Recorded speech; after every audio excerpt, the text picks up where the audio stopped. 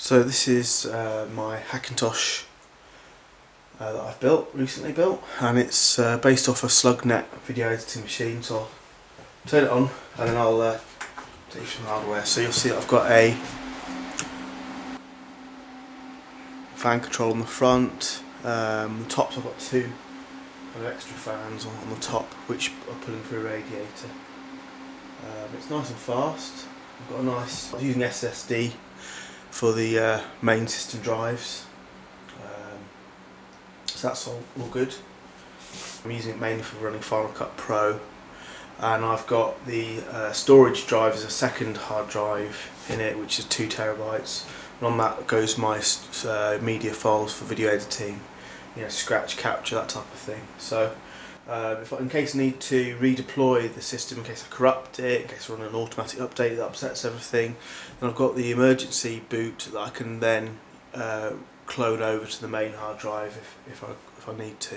So on the front panel I've got the side fan controller. Here's the gigabit USB 3 burst out panel, a DVD-R drive. At the top I've got SP120 fans by Corsair, and essentially I've got them so they stick through the front panel on the top of the machine, and you see that I've kind of put an extra kind of filter onto the side wall. So I've replaced some of the fans for more efficient ones and quieter ones. I've replaced the 20mm fan on the 500R case with a bit Felix fan instead. It's a bit more efficient and it's quieter. So inside the case, I'll just give you a quick rundown of what I've got in there. So I've chosen for the Corsair HX 650 modular PSU, just based off Tony Mac's buyer guide really. Then I've got obviously the motherboard, which is the Gigabyte UD5H, I believe. I might have got the model number wrong, but it's in the guide. Then I've got this MSI 660T Ti Nvidia graphics card, which is in MSI Power Edition format. So that's the maker's MSI and it's the Power Edition, so it's overclocked I think to about over 1 gigahertz I think. So it comes pre-overclocked, and I think it's got 2 gigabytes of RAM. So anyway, this card works out of the box using the Tony Mac UniBeast install guide with multi-beast, so didn't need to worry about any extra drivers really at all. On top of that, I'm running an Asus, and again it's a Zonar Essence TX, I think it is. It says in the guide again. This only works in Windows, but because I'm using it for a Windows machine, I want a 3D sound for Windows gaming. It's in there too, just from an old computer that I built.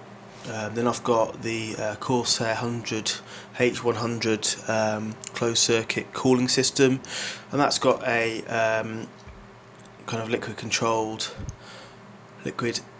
cooled system which goes to a radiator at the top of the case. There are the 2 stock fans that push air up out of the case through the radiator. The radiator sits underneath the mesh at the top of the 500R, and so the radiator sits just out of view there, and on top of that I've then got SP120s that pull air through, so it's in a push-pull configuration, and it seems to lower the temperature by 1 or 2 degrees. So that's how it works. I've got the 2 Vengeance RAM, and I've got 2 SSDs at the bottom, one for Windows, one for OS X. I think 6 gigabytes per second each. And then I've got the 2 terabyte hard drive, and then I've got the DVD-ROM and the other kind of the fan controllers type stuff. I replaced the 2 fans at the front here, front of the hard drive section, with Gentle Typhoons, and I've replaced the back fan with Gentle Typhoon as well. They're all fed into the fan controller. So the way it works with kind of push-pull configuration is the only fan that sends air out is through the top radiator. All the other fans are pulling air into the case. It seems to be working really well. That's how I've set it up. I didn't have any major issues with the build. Pretty easy to use, I think. On the back panel you can see here, it's a good quick run through. So there's the power supply. Notice I've got the power supply, so the intake's actually at the bottom of the computer. There's the video card, there's the sound card, there's the back panels there on the gigabit. And I'm really pleased with it. I like the look of it. I like the two top fans, they're not a problem. I've put extra guards on the top there just to save any things getting chopped off. I cut through the mesh, did an okay-ish job. Probably needs a bit of paint to touch it up, but it's okay, yeah, it looks good. Happy with it. That's it.